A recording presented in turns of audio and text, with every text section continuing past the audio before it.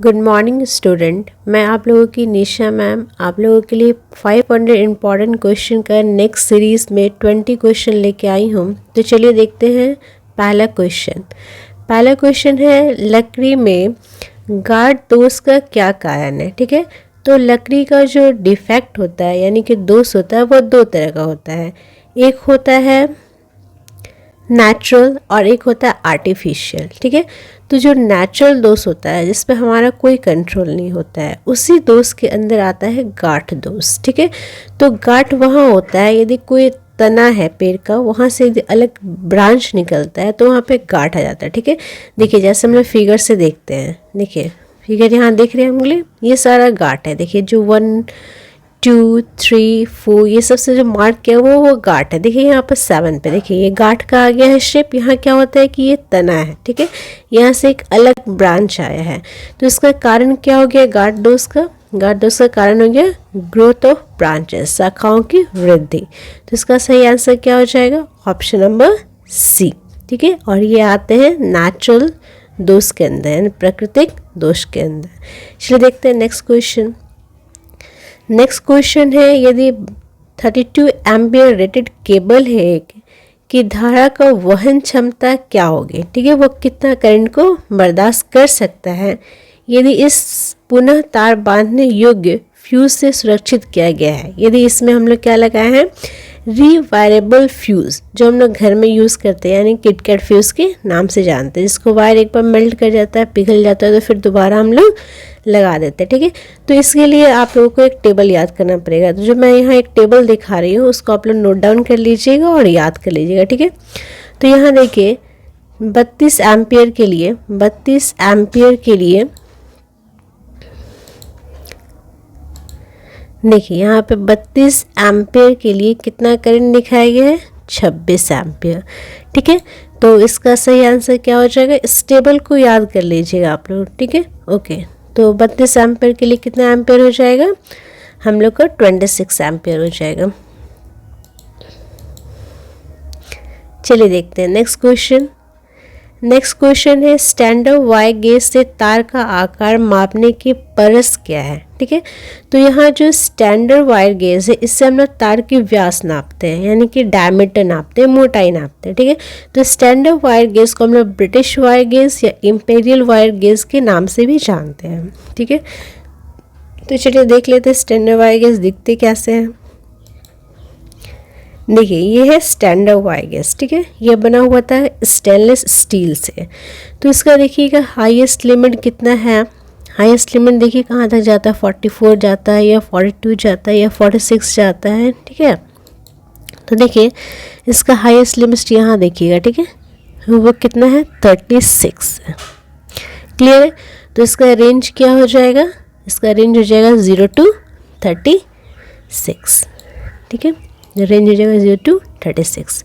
चलिए देखते हैं नेक्स्ट क्वेश्चन है इस तार जोड़ का क्या नाम है। ठीक है, तो यहाँ देखिएगा, ये हम लोग देख रहे होंगे कि यहाँ पे क्या है? एक नोट्स है। देखिए यहाँ पे एक गांठ है ना, यहाँ देखिए यहाँ पे। ठीक है, इसलिए इसको हम लोग कहते हैं नॉटेड टैप जॉइंट यानी कि इसमें गांठ है। क्लियर है? और इसका हम लोग इस्तेमाल करते हैं, इसका हम लोग यूज़ करते हैं यदि यहाँ से ये आपका मेन ब्रांच कहलाता है, मेन वायर, ये आपका हो जाता है मेन वायर और ये है हम लोग का ब्रांच वायर। ठीक है, क्लियर है? ये ब्रांच वायर है। तो यदि हम लोग को तार यहाँ से कहीं ले जाना है, इस जगह से कनेक्शन कहीं ले जाना है, करंट कहीं ले जाना है, तो हम लोग इसको नॉटेड टैप ज्वाइन करते हैं। ठीक है, तो हम लोग और भी दोनों 4 जॉइंट का फिगर देख लेते हैं कि कैसा होता है। तीनों ऑप्शन का फिगर हम लोग देखते हैं। तो देखिएगा ये जो है ये है हम लोग का एरियल टैप जॉइंट। कैसा है ये है एरियल टैप जॉइंट। ठीक है, नेक्स्ट क्वेश्चन देखिए। नेक्स्ट ये जो फिगर है डुप्लेक्स है। देखिए यहाँ पे क्या हो रहा है कि डबल टैप प्लेन टैप एक साथ चल रहा है। यहाँ देखिएगा हम लोग, देखिए एक दो वाइंडिंग एक साथ चल रहा है। ठीक है, एक ऊपर चला गया और एक तार नीचे चला गया। तो जब दोनों एक साथ चलते हैं तो वो हो जाते हैं डुप्लेक्स क्रॉस जॉइंट। क्लियर है? नेक्स्ट देखिए नेक्स्ट देखिए ये क्या है, यहाँ पे डबल तार चले हैं, डबल टैप चले हैं, बट यहाँ क्या है, दोनों एक साथ नहीं है, दोनों अलग अलग है। देखिए यहाँ पे एक किधर से है, ठीक है, और एक इधर से है, तो ये क्या हो जाता है, ये हो जाता है double cross tap joint. Okay, clear है। चलिए देखते हैं नेक्स्ट क्वेश्चन।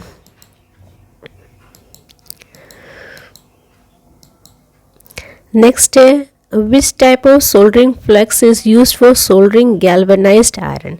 तो गैल्वेनाइज्ड आयरन क्या होता है, जिस आयरन पे जिंक का यदि लेयर चढ़ा हुआ है, यानी परत चढ़ा हुआ है, तो उसको हम लोग कहते हैं गैल्वेनाइज्ड आयरन। ठीक है, तो गैल्वेनाइज्ड आयरन करते हैं हम लोग जंग से बचाने के लिए। तो गैल्वेनाइज्ड आयरन में हम लोग जो फ्लक्स का इस्तेमाल करते हैं वो फ्लक्स होता है हाइड्रोक्लोरिक एसिड, यानी कि HCl। क्या होता है, HCl। ठीक है, अब हम लोग देख लेते हैं फ्लक्स क्या है। फ्लक्स होता है यदि किसी पे हम लोग सोल्डरिंग करते हैं तो वहाँ पे हीट करने पे ऑक्सीजन के होने के कारण हवा में ऑक्साइड जम जाता है, जिससे सोल्डर या सोल्डरिंग स्ट्रांग नहीं होता है। ठीक है, तो हम लोग क्या करते हैं, पहले फ्लक्स से जिस जगह को सोल्डर करना है उसको क्लीन कर लेते हैं ताकि हमारा सोल्डरिंग सही से हो, तो वही होता है फ्लक्स। और अलग अलग धातु पे हम लोग अलग अलग फ्लक्स का इस्तेमाल करते हैं। ठीक, इसी प्रकार गैल्वेनाइज्ड आयरन में यानी कि Gi में हम लोग हाइड्रोक्लोरिक एसिड का उपयोग करेंगे। ठीक है, तो इसका सही हो जाएगा option number D. Next question, which method of soldering is used for quantity production and for टीनिंग work. यदि बहुत ज़्यादा मात्रा में हम लोग को सोल्डरिंग करना है या फिर टीनिंग वर्क होता है, यदि किसी धातु पे टीन का परत चढ़ाना या फिर शोल्डर का परत चढ़ाना, तो हम लोग क्या करते हैं, डीप सोल्डरिंग करते हैं। उसमें हम लोग क्या करते हैं कि जिस पॉइंट को शोल्डर करना है उसको हम लोग एक शोल्डर में डुबा देते हैं 2 से 3 सेकंड के लिए। ठीक है, तो ये प्रोसेस जो होता है वो 250 डिग्री सेल्सियस पे होता है। तो इसको हम लोग क्या करते हैं, सोल्डर में डीप करते हैं, यानी कि डुबा देते हैं उस जगह को जहाँ पे सोल्डर करना है, इसलिए इसको हम लोग कहते हैं डीप सोल्डरिंग। ठीक है, नेक्स्ट क्वेश्चन है, what is the name of the part marked at X in the underground cable. X के रूप में चिन्हित भाग का नाम क्या है। ठीक है, एक्स के रूप में चिन्हित भाग का नाम क्या है। तो ये जो फिगर है वो अंडरग्राउंड केबल का है। ठीक है, किसका फिगर है, अंडरग्राउंड केबल होता है, जिसका ये मार्क अलग नेम से जाने जाते हैं, ये अलग नेम से जाने जाते हैं, ये पार्ट्स अलग नेम से जाने जाते हैं, ये पार्ट्स अलग नेम से जाने जाते हैं, और ये पार्ट्स अलग नेम से जाने जाते हैं, और ये पार्ट्स सबका नाम अलग अलग है और सबका अपना अपना रोल है। तो चलिए हम लोग देख लेते हैं एक फिगर से। ठीक है, इस फिगर से आप लोगों को ईजी होगा समझने में। देखिए इस फिगर में क्या दिखाया गया है, जो पार्ट्स हम लोग से पूछा ये एक्स देखिएगा। पहला तो ये देखिए, ये पार्ट्स कौन सा है, ये पार्ट्स सर्विंग है। क्लियर है, तो ये तो पूछा नहीं गया है। ये पार्ट्स क्या है, ये पार्ट्स हम लोग का आर्मरिंग है। देखिए ये आर्मरिंग है, तो ये भी पूछा नहीं गया है। हम लोग से ये पार्ट्स पूछा गया है, तो ये पार्ट्स देखिए क्या है, ये पार्ट्स देखिए क्या है, ये पार्ट्स बेडिंग है। तो इसका सही आंसर क्या हो जाएगा, बेडिंग हो जाएगा। क्या हो जाएगा, सही आंसर बेडिंग हो जाएगा। ये बेडिंग क्या करता है, ये बेडिंग जो है लीड सीड को मॉइस्चर से बचाता है, और साथ में लीड सीड इस पार्ट को चिपकाए हुए रखता है, अडहेसिव का काम करता है। क्लियर है, तो इसका सही आंसर क्या हो जाएगा, बेडिंग हो जाएगा। चलिए देखते हैं नेक्स्ट क्वेश्चन है XLPE केबल का पूरा नाम क्या है। तो XLPE केबल का पूरा नाम होता है क्रॉस लिंक पॉलीइथाइलिन। ठीक है, तो इसका सही आंसर क्या हो जाएगा, क्रॉस लिंक्ड पॉलीइथाइलिन। ये जो केबल होता है बहुत ज़्यादा टेम्परेचर या वोल्टेज को बर्दाश्त कर सकते हैं। ठीक है, तो इसका सही आंसर हो जाएगा ऑप्शन नंबर सी। चलिए देखते हैं नेक्स्ट क्वेश्चन है, what is the purpose of serving layer in the underground cable. ठीक है, तो हम लोग देखे थे कि सबका अलग अलग अंडरग्राउंड केबल में बहुत सारे पार्ट्स थे, 5-6 पार्ट्स थे। तो उसमें जो सबसे आगे था वो क्या था, सर्विंग केबल। आप लोग क्वेश्चन बैक करके देख लीजिएगा। तो सर्विंग के जस्ट बाद क्या रहता है, आर्मरिंग रहता है। ठीक है, तो उसका काम क्या रहता है कि वो आर्मरिंग को एटमॉस्फेरिक कंडीशन से, बाहरी वातावरण से बचा के रखता है। तो इसका सही आंसर क्या हो जाएगा? ऑप्शन नंबर डी, क्योंकि आर्मरिंग के बाद ही हम लोग सर्विंग का लेयर चढ़ाते हैं जो फाइब्रस मटेरियल का होता है। ठीक है, तो वो क्या करता है? आर्मरिंग को बचाता है बाहरी वातावरण से। चलिए देखते हैं नेक्स्ट क्वेश्चन। नेक्स्ट क्वेश्चन है which type of fault of underground cable can be located by this loop test. ये पूछा है कि ये जो लूप टेस्ट है हम लोग का, यहाँ जो लूप टेस्ट गिवन है, ये लूप टेस्ट है, उसमें कौन सा फॉल्ट देखा जा रहा है। ठीक है, तो सबसे पहले हम लोग देख लेते हैं अंडरग्राउंड केबल के फॉल्ट को पकड़ने के लिए बहुत सारे हम लोग टेस्ट करते हैं। ब्लेवियर टेस्ट, फिशर टेस्ट, आपका ये मुरे लूप टेस्ट। ठीक है, तो इस प्रकार बहुत सारा टेस्ट करते हैं और इस टेस्ट से हम लोग क्या पता करते हैं? अंडरग्राउंड केबल का short circuit test, open circuit test या ग्राउंडेड टेस्ट। क्लियर है? तो यहाँ जो लूप टेस्ट में है, देखिए यहाँ ग्राउंडेड का तो उपयोग किया नहीं गया है, यहाँ कहीं ग्राउंडेड है नहीं है, और ये क्या कर रहे हैं? दो सॉलिड तार को के बीच का टेस्ट कर रहा है। ठीक है, तो ये कौन सा टेस्ट हो जाएगा हम लोग का? वो हो जाएगा हम लोग का शॉर्ट सर्किट फॉल्ट। कौन सा फॉल्ट हो जाएगा? वो हो जाएगा हम लोग का शॉर्ट सर्किट फॉल्ट। यदि हमारा शॉर्ट सर्किट मतलब हमारा यदि कोई भी बेयर कंडक्टर यानी कि दो तार आपस में टच करते हैं, यदि उनका इंसुलेशन हट जाता है या फिर कोई भी रीज़न हो, तो वह तार क्या हो जाता है? शॉर्ट सर्किट हो जाता है, यानी कि तार शॉर्ट हो जाते हैं। ठीक है, चलिए देखते हैं next question.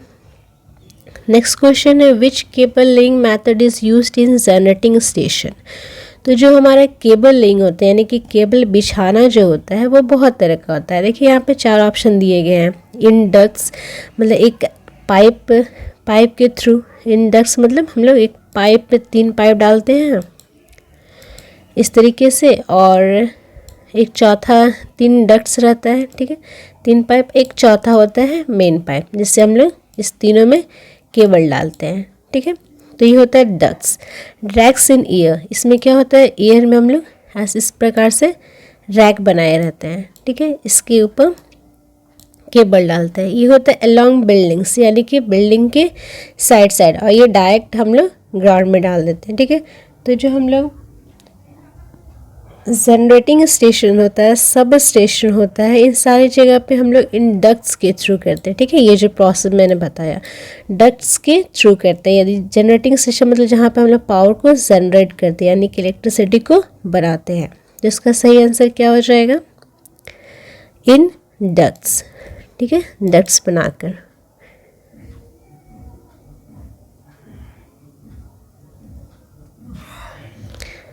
Sorry generating station में हम लोग क्या करते हैं? रैक्स बनाकर करते हैं। कौन से प्रोसेस? देखिए ये जो फिगर में यहाँ दिखाया गया है, ठीक है, ये फिगर में दिखाया गया है, ये रैक्स है। तो जनरेटिंग स्टेशन में हम लोग क्या करते हैं? ऊपर में हम लोग रैक्स बनाते हैं, उसी में हम लोग केबल को डालते हैं। देखिए सारे रैक्स है, तो इसका सही आंसर क्या हो जाएगा? जनरेटिंग स्टेशन में हम लोग रैक्स इन ईयर का इस्तेमाल करते हैं। ईयर में रैक्स बनाकर वहाँ पे हम लोग केबल डालते हैं, या फिर टनल हो गया वहाँ भी हम लोग इसी प्रकार डालते हैं। ठीक है, रैक्स बनाकर। चलिए देखते हैं next question. How many electrons are there in the valence shell of copper atom. Valence shell का मतलब होता है यदि कॉपर एटम का एटॉमिक कन्फिग्रेशन हम लोग देखते हैं, परमाणु संरचना, तो वैलेंस शेल मतलब उसका अंतिम सेल। ठीक है, अंतिम ऑर्बिट। तो हम लोग फिगर के जरिए इसको समझ लेते हैं। देखिएगा फिगर, देखिए।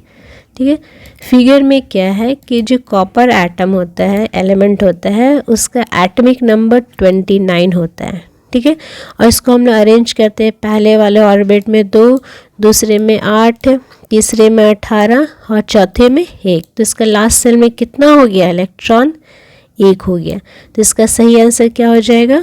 Option number A, 1। Okay, next question. What is the effect of electric current on neon lamp. तो नियॉन जो हमारा होता है वो गैस होता है। नियॉन क्या है? वो गैस है। ठीक है, तो गैस के ज़रिए यदि हमारा करंट पास कर रहा है तो वो होता है गैस आयोनाइजेशन इफेक्ट, यानी कि गैस हमारा वहाँ डिस्चार्ज होने लगता है और उसको हम लोग कहते हैं गैस आयोनाइजेशन इफेक्ट। तो इसका सही आंसर क्या हो जाएगा? Option number D. Next question है what is the unit of insulation resistance. यानी कि हम लोग जो तार के ऊपर इंसुलेशन करते हैं जिससे करंट नहीं लगे, उसका जो रेजिस्टेंस होता है वो बहुत ज़्यादा होता है, ठीक है। इसलिए इसका सही आंसर क्या हो जाएगा? Option number D, mega ohm. Mega ohm का मतलब मेगा यहाँ जो वैल्यू है उसका वैल्यू होता है 10⁻⁶, ठीक है, 10⁻⁶ ओम, यानी कि ये बहुत ज़्यादा होता है, ठीक है। इसलिए इसका सही आंसर क्या हो जाएगा? Mega ohm. यहाँ पे मिली ये सब का वैल्यू आप लोग याद कर लीजिएगा। मिली का वैल्यू होता है 10⁻⁻³ ओम, और किलो का जो वैल्यू होता है वो 10⁻³ ओम होता है, ठीक है। तो इन सारे वैल्यू को भी आप लोग साथ में याद कर लीजिएगा। चलिए देखते हैं नेक्स्ट क्वेश्चन। नेक्स्ट क्वेश्चन है which electrical device is the course excess current production. Course excess मतलब बहुत ज़्यादा करंट को बर्दाश्त कर सकता है या प्रोटेक्ट कर सकता है, ठीक है। तो उसके लिए हमारा है रीवायरेबल फ्यूज़, जो हम लोग घर में किटकैट फ्यूज़ का इस्तेमाल करते हैं, जिसमें हम लोग क्या करते हैं कि उसके कैरियर को निकालते हैं। यदि उसका हमारा तार पिघल गया है तो फिर से हम लोग उसको वायर कर देते हैं और दोबारा उसको इंसर्ट कर देते हैं, यानी कि बेस में लगा देते हैं। तो ये होता है रीवायरेबल यानी दोबारा तार को हम लोग लपेट कर। और यही जो रीवायरेबल फ्यूज़ होता है वो क्या करता है? कोर्स यानी कि बहुत ज़्यादा करंट को बर्दाश्त करता है, ठीक है। तो इसका सही आंसर क्या हो जाएगा? Option number B, rewirable fuse. चलिए देखते हैं नेक्स्ट क्वेश्चन। नेक्स्ट क्वेश्चन है which type of joint is use for extending the length of conductor in overhead lines. जो हमारा ओवरहेड लाइन रहता है, यानी कि जो ऊपर से ट्रांसमिशन होता है करंट का, उस लाइन के यदि तार हमारा किसी कारणवश शॉर्ट हो जाता है और उसको बढ़ाना है तो हम लोग यूज़ करते हैं वेस्टर्न यूनियन जॉइंट का। क्योंकि इस अब जो पहला ऑप्शन है स्कार्फ जॉइंट, वो लकड़ी में इस्तेमाल किया जाता है। लकड़ी का साइज छोटा हो गया तो इस प्रकार से हम लोग जॉइंट करते हैं। एरियल टैप जॉइंट है वो कंस्ट्रक्शन साइट वगैरह में यूज़ होता है, कंस्ट्रक्शन, ठीक है। ब्रिटानिया टी जॉइंट है, तो टी जॉइंट क्या करता है? यदि हमको ब्रांच निकालना है, टी मतलब देखिए यहाँ ब्रांच, टी का जो टी में ये क्या है? ये ब्रांच निकलता है, ठीक है। तो वो ब्रांच यदि कहीं तार को ले जाना है तो वहाँ पे मेन ब्रांच से अलग करके, जैसे ये मेन वायर हुआ, यहाँ से अलग करके हम लोग ले जाना है तो वो टी होता है। और वेस्टर्न यूनियन क्या होता है? वो बेयर कंडक्टर रहता है और हम लोग ओवरहेड लाइन को एक्सटेंड करने के लिए, बढ़ाने के लिए यूज़ करते हैं, ठीक है। तो वेस्टर्न सही आंसर क्या हो जाएगा इसका? यहाँ फिगर देख लीजिए। फिगर ये है वेस्टर्न यूनियन जॉइंट का है। किसका फिगर है? वेस्टर्न यूनियन जॉइंट, ठीक है। GIY से ये किया जाता है। और इसका सही आंसर क्या हो जाएगा? Option number D. चलिए देखते हैं नेक्स्ट क्वेश्चन। नेक्स्ट क्वेश्चन है which type of soldering flux is used for soldering aluminium conductor. जैसे कि मैंने बताया था अलग अलग मेटल्स के लिए अलग अलग फ्लक्स का इस्तेमाल किया जाता है, ठीक है। जैसा वहाँ था कि GI के लिए हम लोग कौन सा फ्लक्स यूज़ करे थे? Hydrochloric acid. ठीक इसी प्रकार से हम लोग एल्युमिनियम के लिए कौन सा फ्लक्स यूज़ करेंगे? कैरलाइट, ठीक है, कैरलाइट भी बोलते हैं हम लोग। चलिए देखते हैं next question. What is the effect on molten solder due to repeated melting. यदि हमारा एक सोल्डर जो है, ठीक है, जैसे कि हम लोग जानते हैं टीन और लीड को मिलाकर शोल्डर बनता है, ये अलग अलग धातु में अलग अलग शोल्डर का इस्तेमाल करेंगे। वो मोल्टेन यानी पिघले हुए अवस्था में और उसको बार बार हम लोग मेल्ट कर रहे हैं तो वो क्या होगा? जो जॉइंट्स होगा उस पर सही से वो लगेगा नहीं, फैलेगा नहीं, ठीक है। तो इसका सही आंसर क्या हो जाएगा? Option number D. चलिए देखते हैं next question. What will happen to PVC insulation in cable. यदि केबल का जो पीवीसी इंसुलेशन यानी कि पॉलीविनाइल क्लोराइड जो इंसुलेशन है उसमें क्या होगा यदि हम लोग करंट बहुत ज़्यादा कंटिन्यूअस दिए जाएंगे, ठीक है। तो बहुत ज़्यादा यदि कंटिन्यूअस हम लोग करंट देते हैं तो उसका क्या होगा कि उस तार का रेजिस्टेंस जो होता है यानी कि बर्दाश्त करने की कैपेसिटी जो होता है, करंट को रोकने की कैपेसिटी होता है, वो कम हो जाएगा, ठीक है। तो उसका इंसुलेशन कमज़ोर हो जाएगा। तो इसका क्या हो जाएगा option number D. Next question है which method of cable laying is suitable for congested area. तो जो एरिया बहुत कंजस्टेड है, जहाँ पे हम लोग रैक्स लगा नहीं सकते हैं, बिल्डिंग से किनारे दे नहीं सकते हैं, तो वो सब एरिया में हम लोग क्या करते हैं, एक डक्ट्स यानी डक्ट्स पाइप के थ्रू केबल डालते हैं, ठीक है। तो इसका सही आंसर क्या हो जाएगा, देखिए यहाँ फिगर में दिखाया गया है, ये डक्ट्स हो गया, ये कंक्रीट कवरिंग सीमेंटेड कवरिंग, ये 4 डक्ट है, तीन फेज के लिए और एक वायर को डालने के लिए, ठीक है। तो इसका सही आंसर क्या हो जाएगा ऑप्शन नंबर बी। और आज का लास्ट क्वेश्चन देखते हैं।